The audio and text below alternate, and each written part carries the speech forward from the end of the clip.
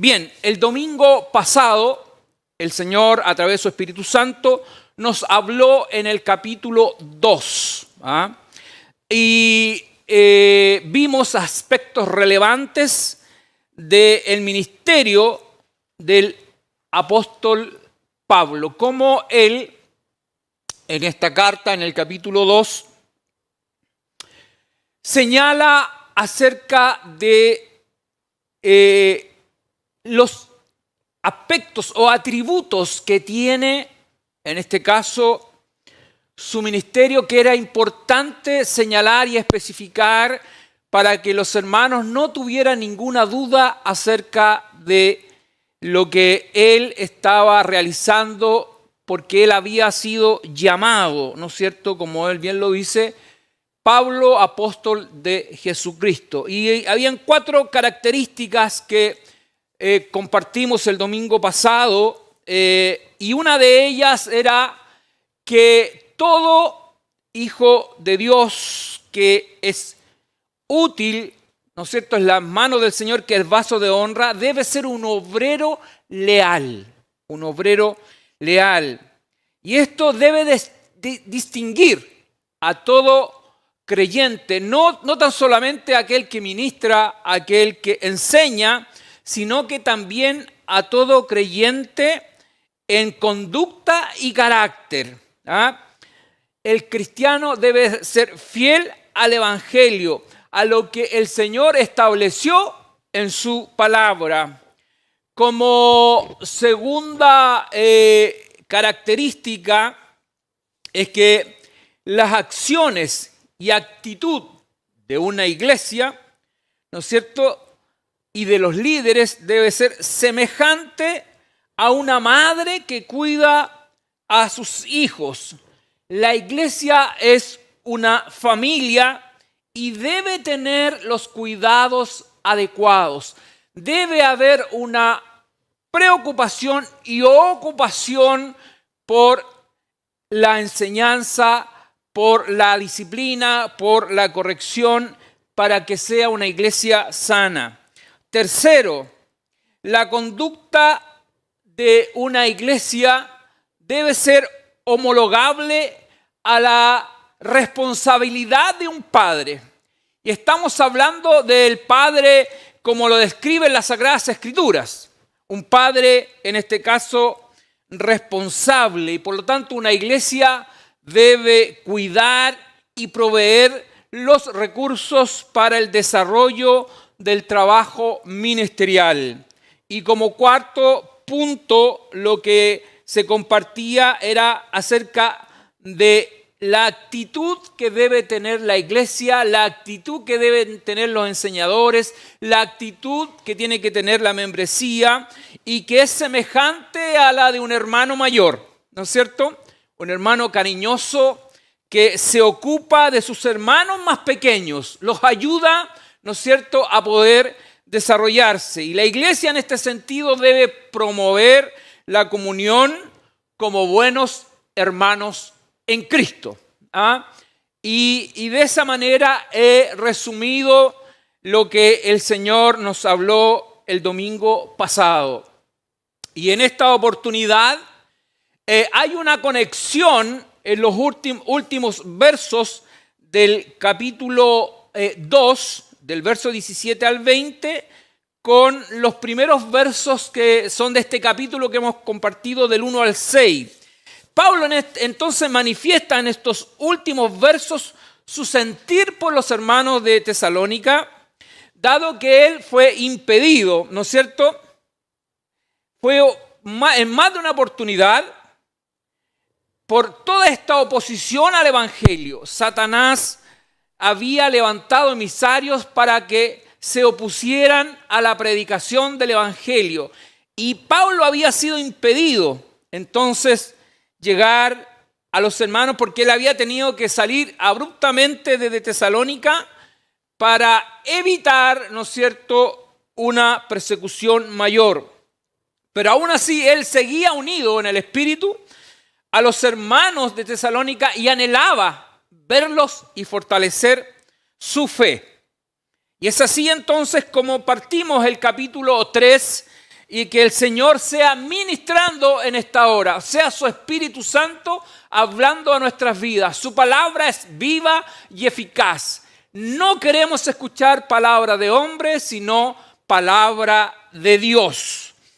Y en este sentido, Pablo sigue hablando acerca de lo que es el ministerio, lo que es aquel que es mensajero de Jesucristo, pero ahora él da una perspectiva de cómo debe ser la iglesia. Y entonces abordaremos 4 aspectos que deben presentarse en toda congregación y líderes que de alguna manera ministran a estos hermanos. Entonces, 1 es fortalecer la enseñanza de las Sagradas Escrituras para no ser engañados y debilitados en la fe en Jesucristo.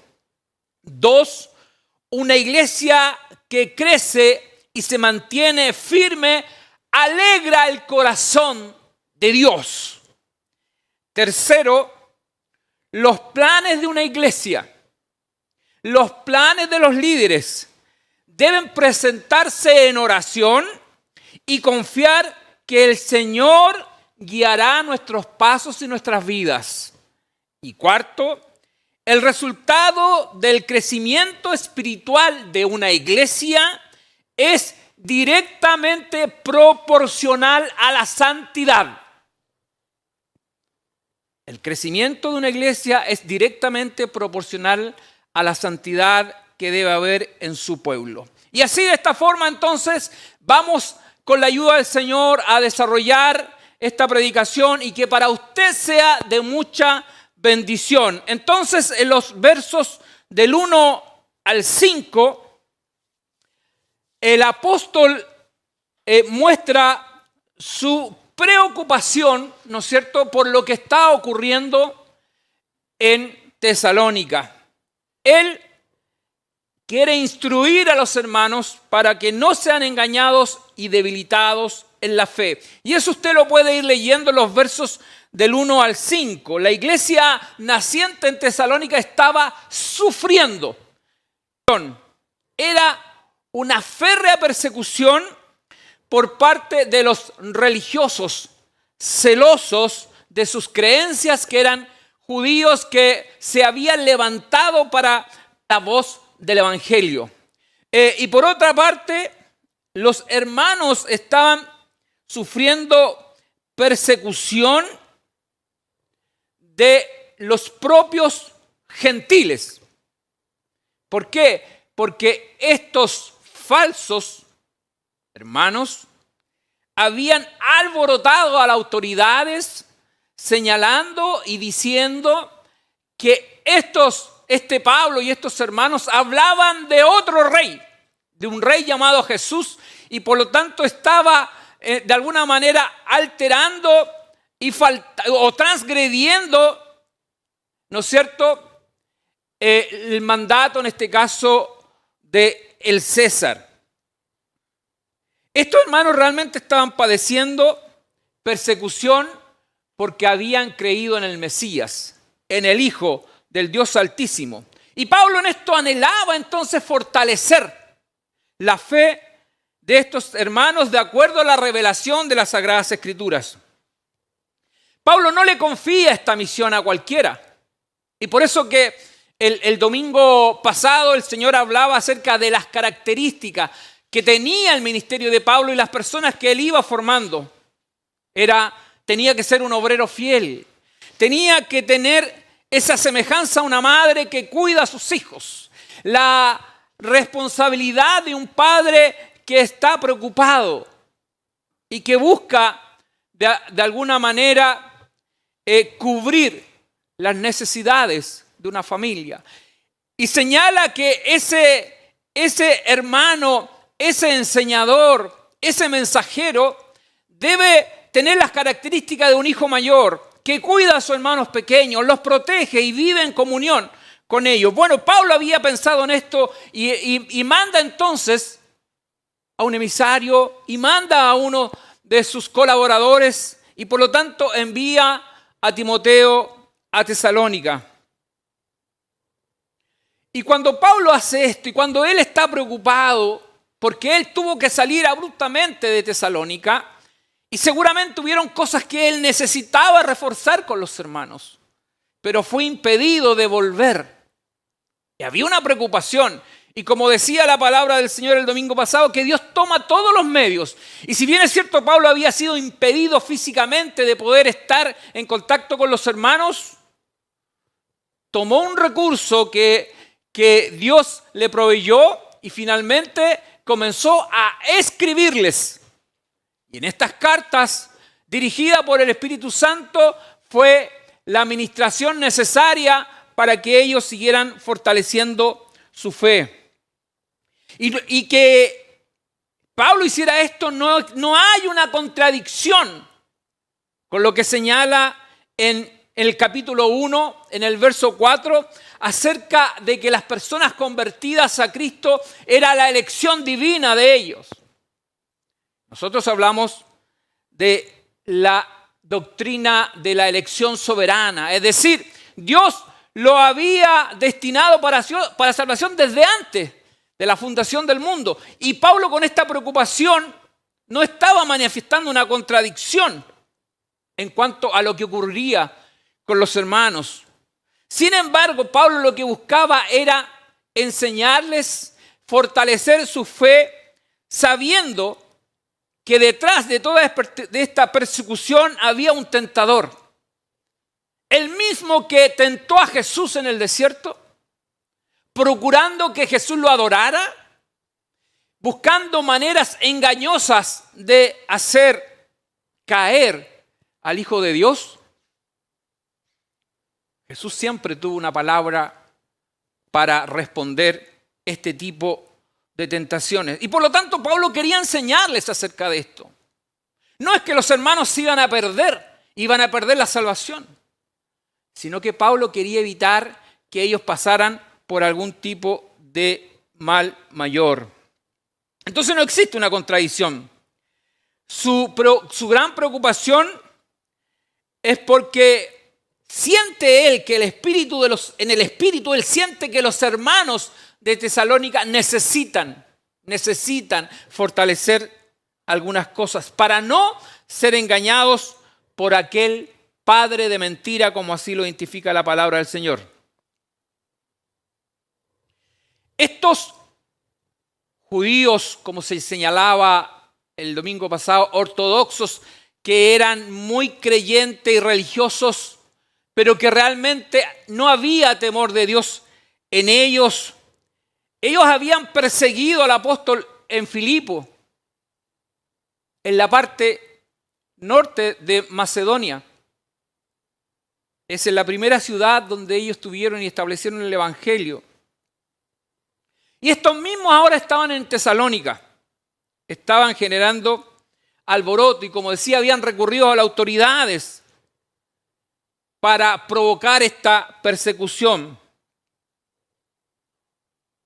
Por otra parte, buscaban de alguna manera engatusarlos y engañándolos con un discurso diciéndoles, bueno, y este hombre que estuvo con ustedes y le habló acerca de Jesús, ahora los dejó abandonados. Se fue. Ya no hay una preocupación de él por ustedes. Si ustedes miren lo que está pasando con ustedes. Están las autoridades de Tesalónica, que eran romanos, persiguiéndolos.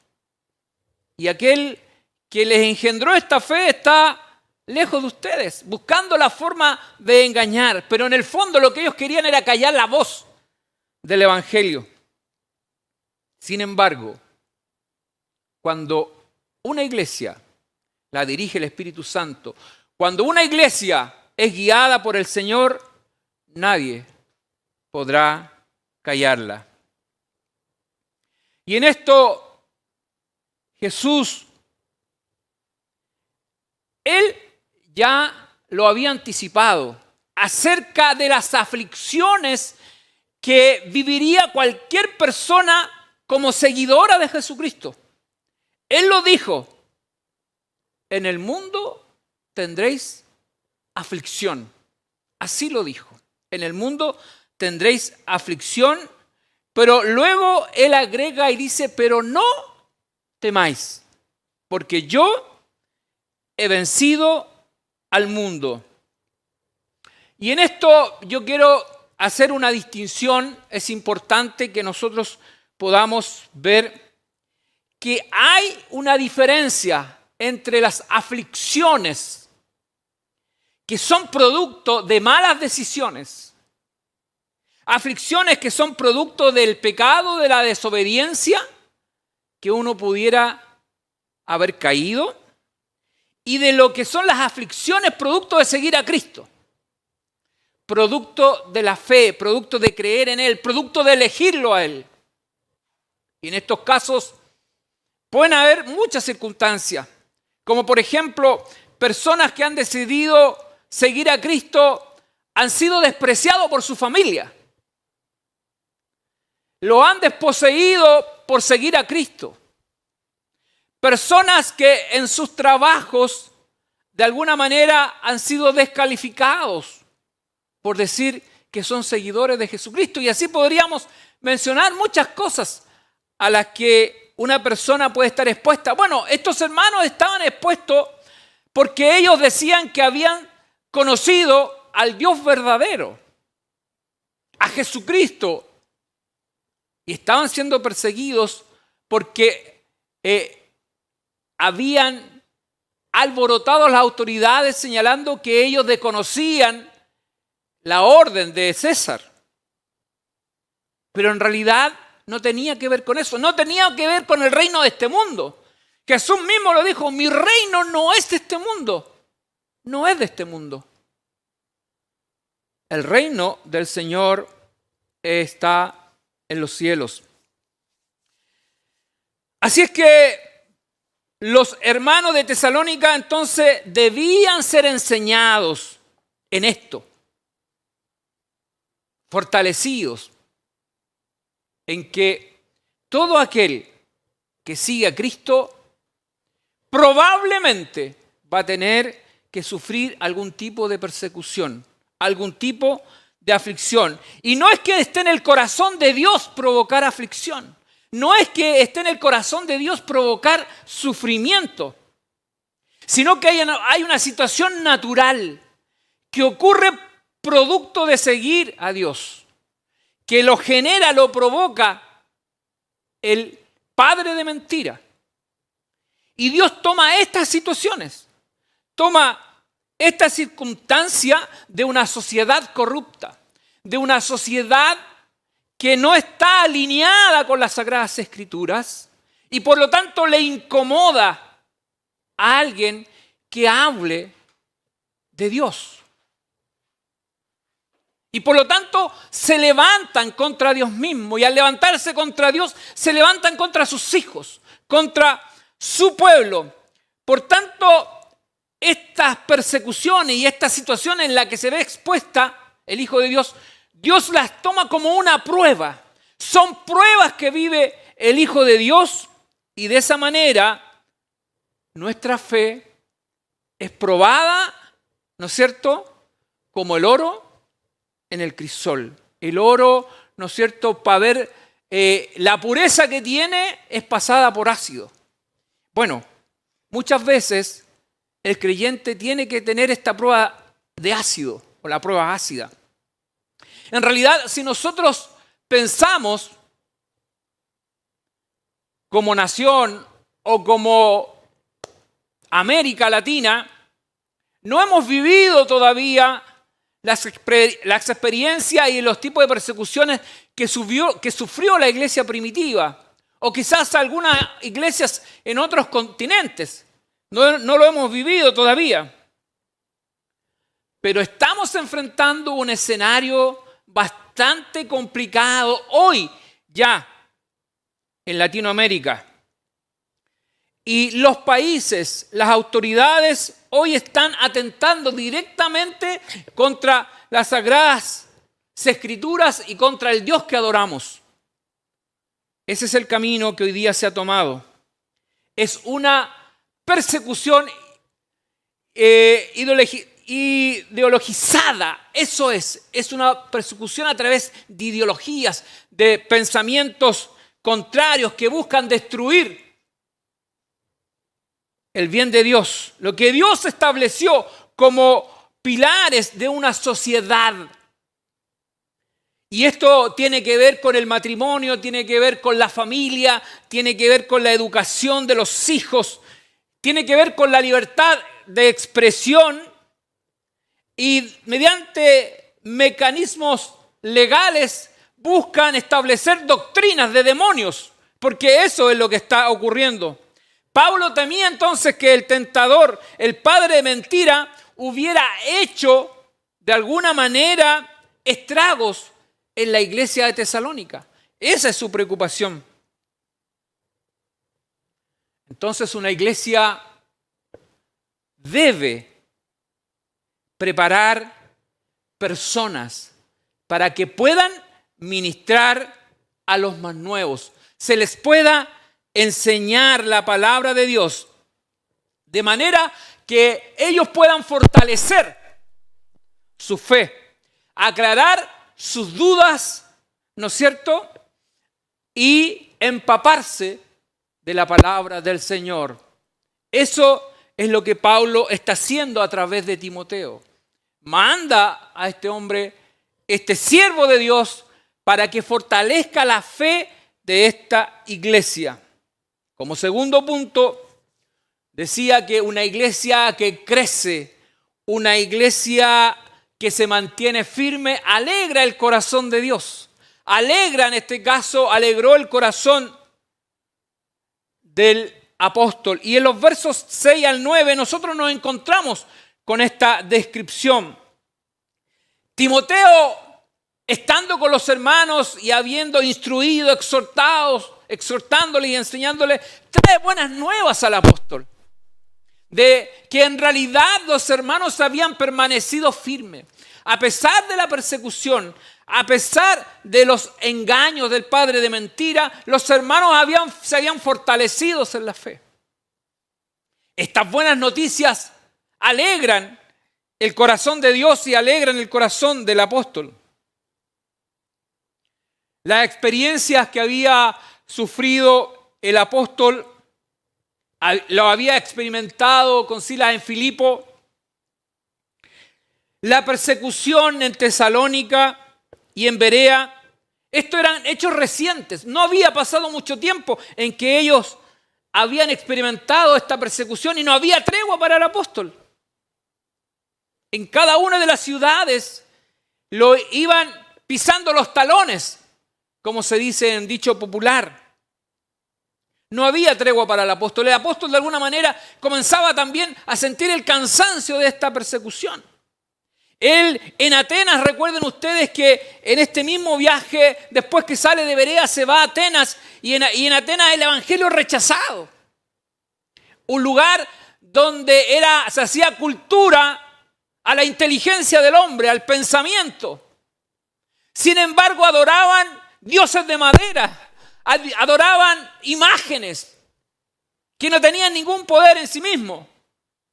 Pablo les predica el evangelio de Jesucristo y cuando habla de la resurrección ellos se burlan.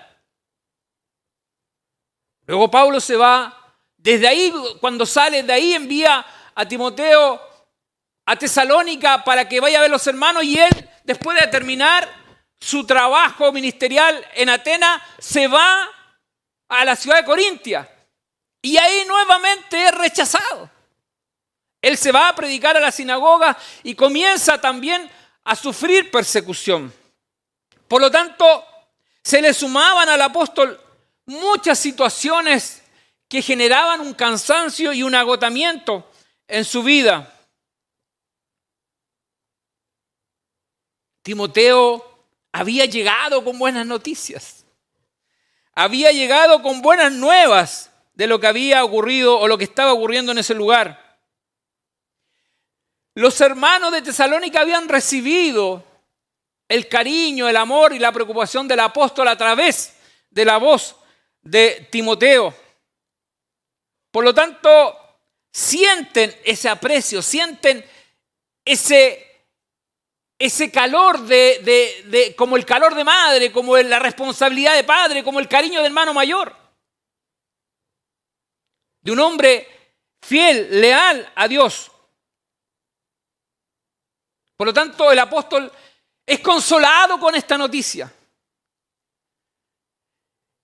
Su reacción es como si le hubieran inyectado vida, dice, ¿no es cierto?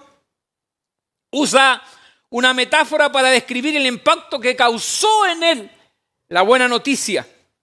Es como sentirse vivo, dice nuevamente, y como revitalizado al saber la firmeza de los hermanos, lo que ellos habían mostrado respecto a los fundamentos del Evangelio.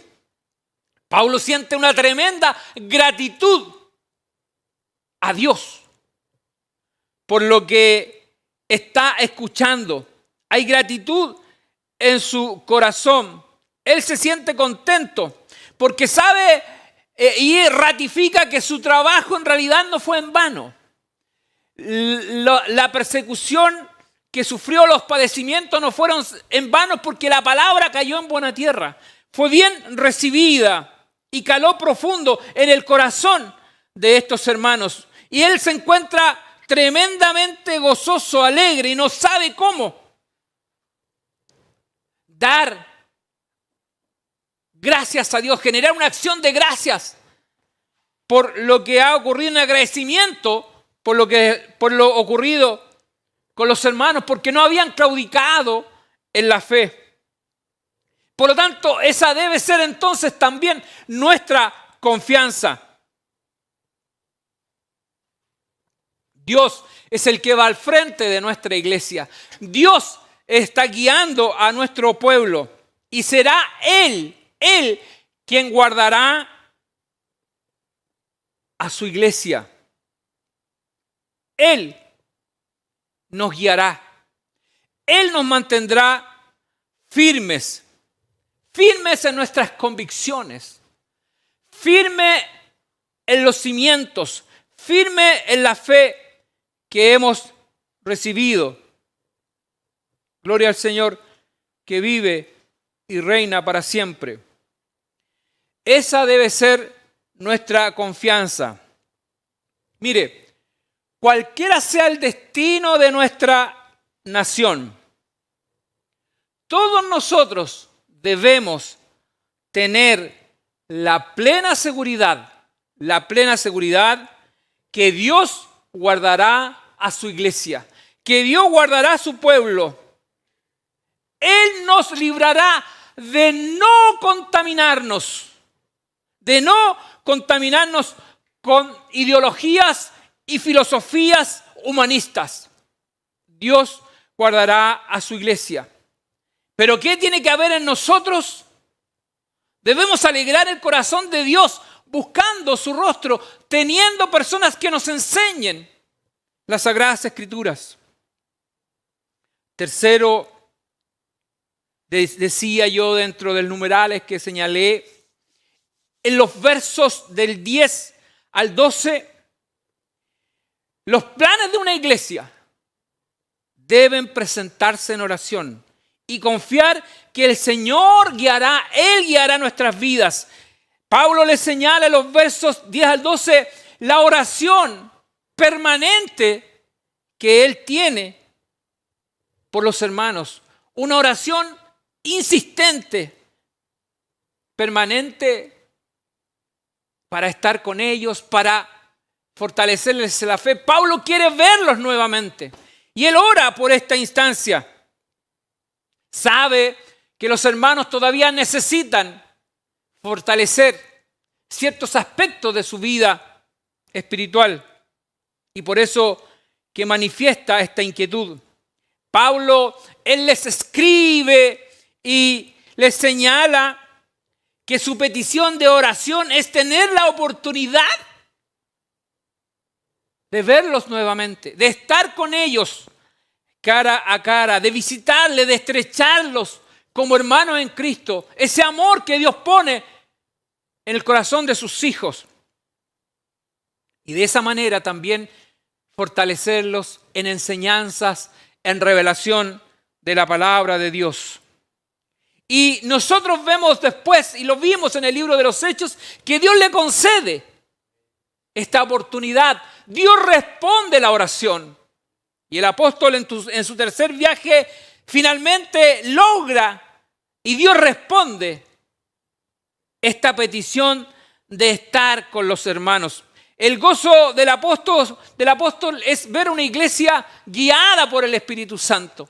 Después de años de encontrarse con ellos, es una iglesia que no ha claudicado. Hermanos que han seguido firme y adelante. Como dice el himno, firme y adelante, huestes de la fe. La oración del apóstol fue entonces respondida. Fue una oración, como él dice, incesante. De noche y de día él oraba y pedía a Dios misericordia por estos hermanos.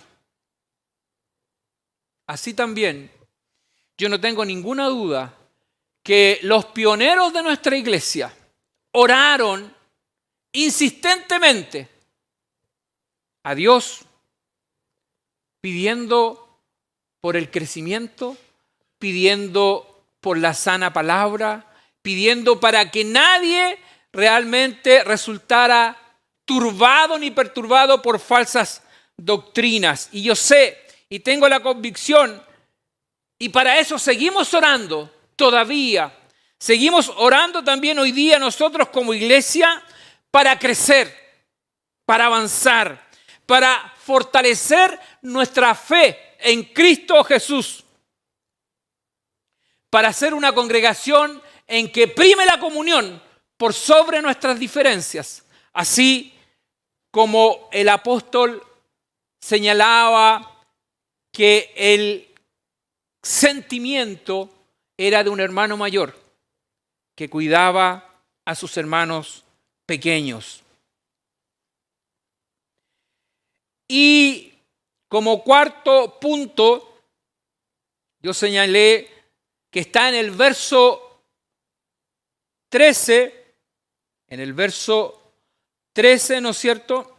El resultado del crecimiento espiritual de la iglesia es directamente proporcional a la santidad que también ésta desarrolle. Y esto tiene que ver con los líderes, tiene que ver con los colaboradores, tiene que ver con los pastores y tiene que ver con el creyente.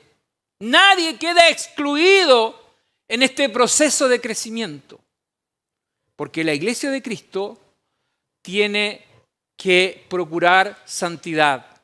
Y lo glorioso de esto es que quien va al frente, quien está trabajando con cada uno de nosotros es el Señor mismo.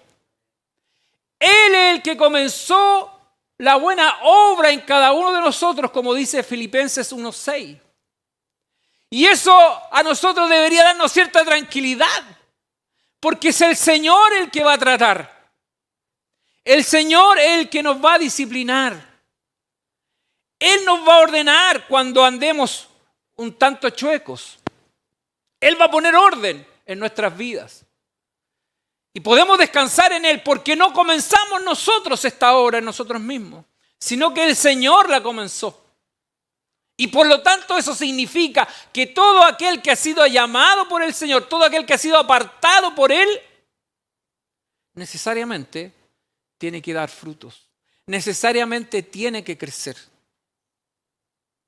Tiene que haber convicciones. Y acá el apóstol está señalando esto para todos aquellos hermanos que se habían convertido. Para los hermanos judíos, esto de la santidad, judíos convertidos a Cristo, era algo más fácil de entender, porque ellos habían sido enseñados en el temor a Dios. Recuerden que ellos, los hermanos judíos convertidos a Cristo, ellos traían una enseñanza de toda una vida, de temer al Dios creador del universo, el que hizo los cielos y la tierra. Por lo tanto, ellos entendían el concepto de la santidad. Así, el Antiguo Testamento también lo enseña. Ellos conocían la historia de su pueblo. Conocían lo que había ocurrido con ellos cada vez que se apartaron de los mandatos divinos. Cada vez que ellos se volvieron a dioses paganos, cada vez que el pueblo de Israel se volvió a los ídolos, comenzaron también un sufrimiento, producto de su desobediencia. Porque para ellos había mandamientos, habían instrucciones, y ellos lo sabían. Y tenían una gran responsabilidad aquellos que gobernaban el pueblo, aquellos que tenían de alguna manera la responsabilidad de transmitir los mandatos divinos. Pero cada vez que el pueblo cayó en esto, sufrió las consecuencias. Y la nación de Israel fue duramente castigada en muchas oportunidades por su desobediencia. Sin embargo, para los hermanos gentiles esto era nuevo. Ellos tenían otras costumbres, tenían otras tradiciones, ellos adoraban imágenes, adoraban ídolos, eran paganos, servían a doctrinas de demonios. Eso es lo que el apóstol termina señalando en alguna de sus cartas. Sus prácticas religiosas eran prácticas sexuales abominables a Dios. Eran actos que para Dios eran inmundos. Porque donde bendijo Dios, la relación sexual es en el matrimonio. Y ahí lo estableció. Pero estos gentiles tenían otro tipo de práctica. Eran en sus religiones. Ellos realizaban este tipo de cosas. Y eso tenían que erradicarlo de su vida. No era algo que a Dios le agradaba. Ellos entonces tenían que aprender.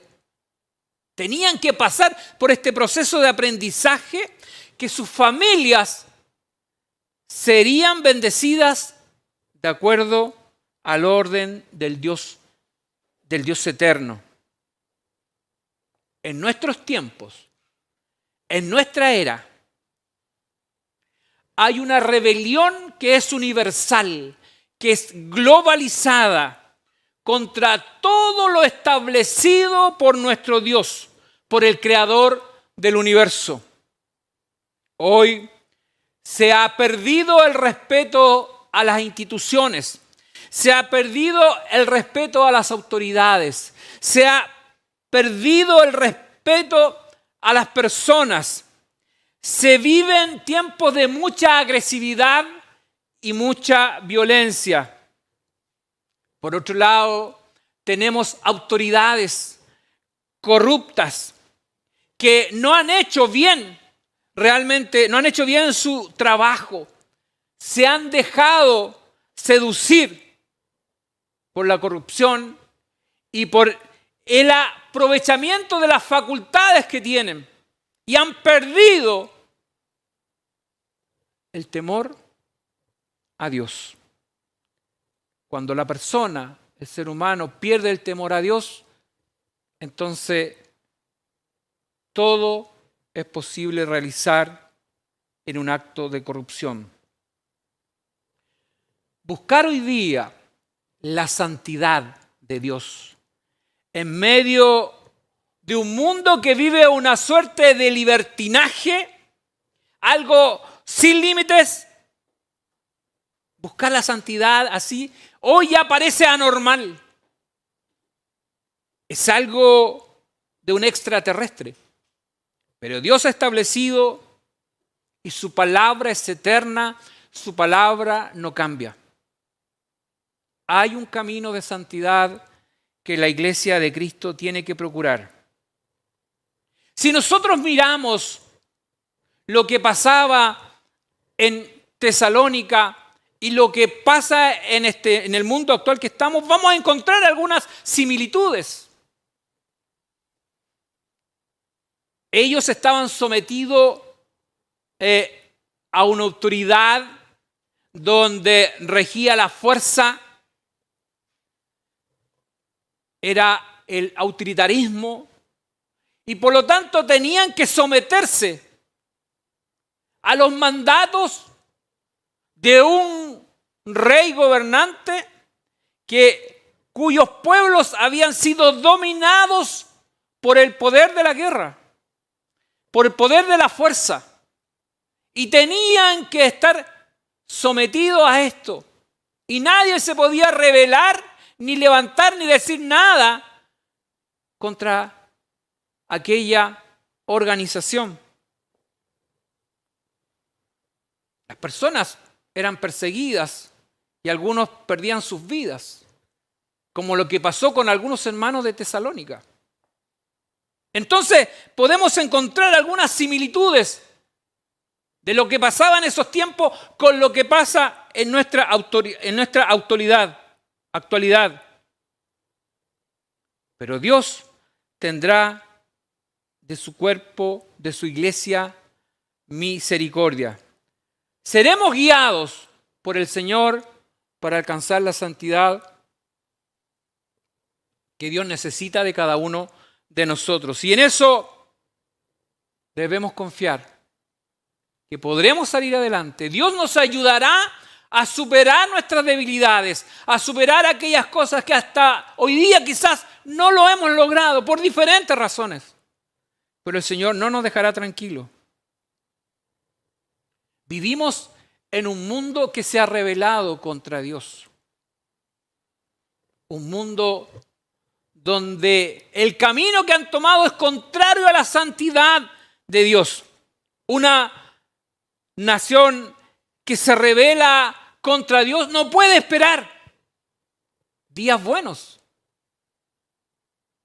Un país que se complace y consiente la muerte de niños en el vientre de una madre no puede esperar días mejores. Una nación que ha sacado de los colegios el nombre de Dios. Una nación que ha sacado de sus textos, de sus enseñanzas y en los centros educacionales ha sacado el nombre de Dios. No puede esperar días mejores. Autoridades que han cambiado el orden de Dios, de lo que Él ha establecido y normado, y de esta manera han violado el orden del matrimonio, no verán días mejores. Por lo tanto, la palabra de Dios tiene que volver a los colegios. El nombre de Jesucristo tiene que volver a los colegios. El nombre de Jesucristo tiene que volver a un congreso. El nombre de Dios tiene que estar en la boca de las autoridades de una nación. El temor a Dios tiene que volver para que una nación realmente pueda ser floreciente y creciente. El nombre del Señor tiene que ser el centro de los hogares cristianos. No podemos ponerlo en segundo, ni tercer, ni cuarto lugar. El nombre de Jesucristo tiene que ser el centro de la iglesia de Dios. En nuestros hogares. Así comenzamos a crecer en santidad. Debemos buscar el rostro del Señor. Para terminar, quiero concluir con algunas cosas que son relevantes y que debemos tenerlas en mente, tenerlas presentes en nuestra vida.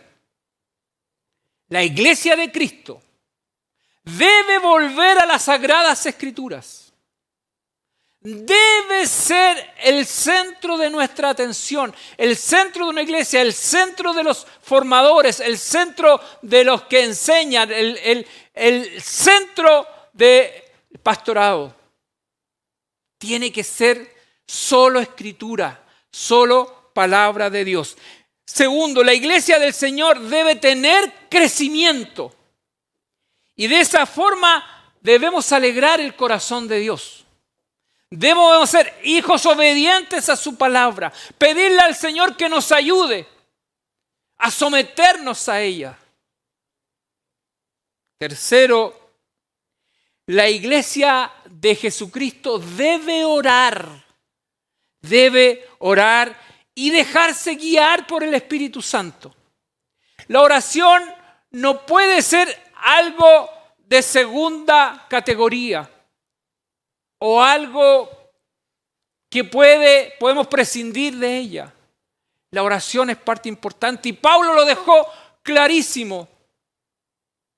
Él oró fervientemente, insistentemente. Y así nos encontramos a través de la Sagrada Escritura que la oración es la forma en que nosotros hablamos con Dios. Él nos habla a través de su palabra. Él nos enseña a través de su palabra, la dejó aquí revelada y escrita para nosotros. Y nosotros hablamos con Él a través de la oración. Esa es la relación que debe existir en una iglesia. Y finalmente, una iglesia en Cristo podrá o gozará de santidad en la medida que esa iglesia crezca. El crecimiento de una iglesia es proporcional a la santidad que debemos ir desarrollando día tras día. Que el Señor bendiga esta palabra en nuestros corazones.